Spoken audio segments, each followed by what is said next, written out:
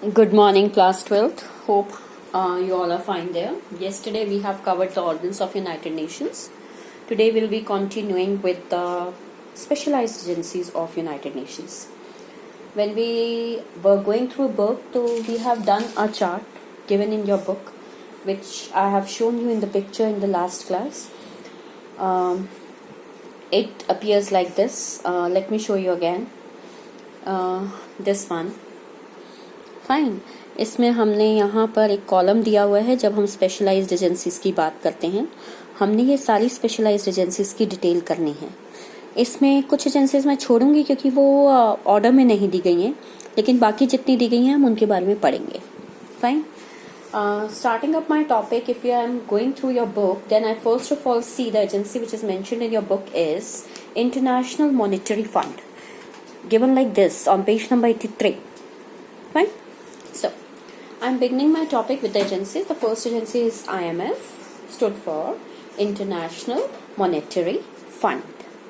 International Monetary Fund was set up in 1945 and its headquarters is located in Washington DC, USA. जब हम international Monetary fund की बात करते हैं तो अलग अलग बुक्स में अलग अलग डाटा दिया हुआ है इसके मेंबर्स का. कुछ बुक्स में it has been mentioned 184, in other books it has mentioned 190. So if it has been asked, you go for 189 I suppose, and all the members here do not have the equal say. इससे पहले कि मैं आऊँ कि किस बात में इनका इक्वल से नहीं है, I would like to tell you that the main objective of International Monetary Fund is to serve as the financial institution at international level. It sums up all the finances in the world, what the trade is going on, what is the percentage of technology transfer, the people, the globalization, the liberalization, and it works up to that level. Yes, of course, all the members do not have equal say in its saying. 55% of the votes are in the hands of G8. अब ध्यान रखना, तुम्हें G8 और P5 पर भी आऊंगी, लेकिन फिलहाल G8 मेंबर्स के हाथ में है. USA, जहां पर इसका हेड क्वार्टर्स लोकेटेड है in the city of Washington DC. It constitute for the 17.4% of the votes. इसके अलावा Japan, Russia, Germany, France, UK, Italy and Canada. अगर आप इसको याद करेंगे तो आपको सारे कंट्रीज इसमें सिवाय एक रशिया के बाकी सब वेस्टर्न पावर्स नजर आएंगे, बाकी सब कैपिटलिस्ट कंट्रीज नजर आएंगे. So basically except Russia, all the other 7 members and USA constitutes for the 55% of the say in the decision making power of IMF. Right nowadays इसके 2 members और increase हो गए हैं. One is the China. We all know that it has proven herself as the greatest economic power, and the other one is the Saudi Arabia. आप ये details करेंगे. इसके बाद हमारा दूसरा ऑर्गेनाइजेशन का नाम आता है, हम इसे नाम देते हैं वर्ल्ड बैंक का. When we talk about world bank, तो दोनों फाइनेंशियल इंस्टीट्यूशंस हैं, IMF भी और वर्ल्ड बैंक भी. फर्क कितना है जब हम वर्ल्ड बैंक की बात करते हैं. It was also set up after the second world war in 1945, but it basically focuses on the development and the economic conditions of the developing countries. 1945 के वॉर एंड होने के बाद ये पता चल गया था that many countries from Asia and Africa will be going to डीकोलोनाइज्ड.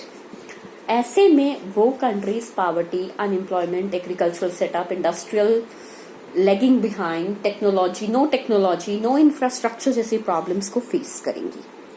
So world bank is that institution which started working for the human development programmes.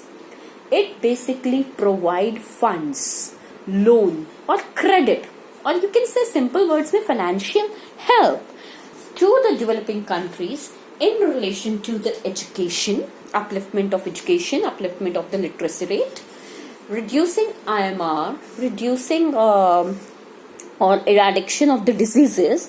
It works for the agricultural department. It also works or provide funds for environmental protection. It wants to make a pollution free environment. It also funds or aids or give advice as far as infrastructure matters are related. Side by side world bank जो है वो provide करता है loans and grants to its member nations. ठीक है, हमने यहाँ world bank का हेड क्वार्टर नहीं लिखा हुआ because right now it is in New York. Still I will be reconfirming with it you. Right now इसके जो टोटल मेंबर्स हैं that are 189. Moving to my third agency, it goes like this. Now I will be coming on humanitarian grounds. इस agency की details आपकी book में नहीं दी गई हैं. इसे हम यूनेस्को के नाम से जानते हैं. जब हम यूनेस्को की बात करते हैं तो it stood for United Nations Educational Scientific Cultural Organization. Words की तरफ ध्यान दीजिए. एजुकेशन के लिए काम करती है, साइंटिफिक अप्रोच के लिए काम करती है, कल्चर को बनाए रखने के लिए काम करती है. एक ऐसी संस्था. यूनेस्को के बेसिकली 4 मेजर ऑब्जेक्टिव्स हैं.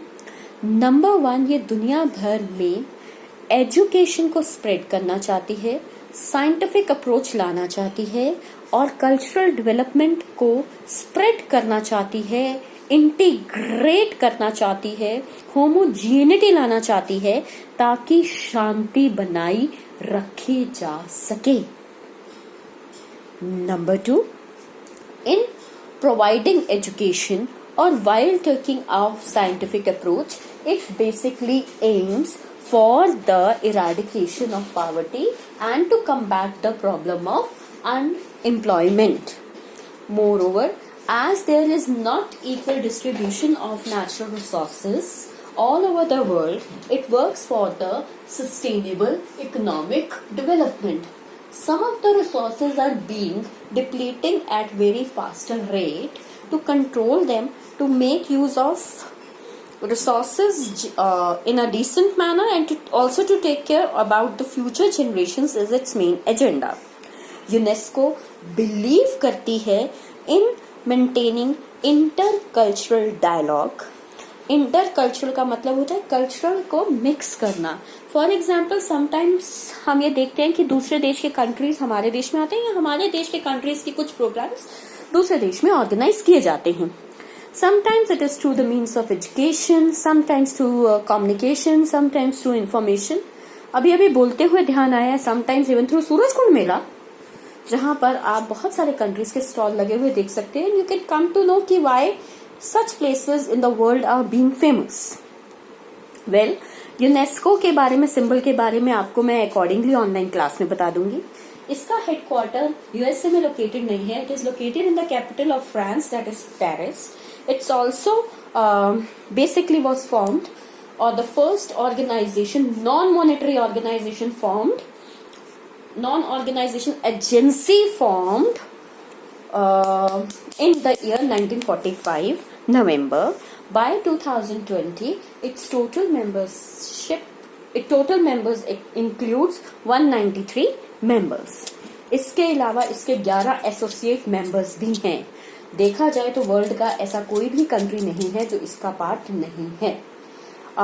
Rest of the countries or rest of the agencies will be discussed in part B.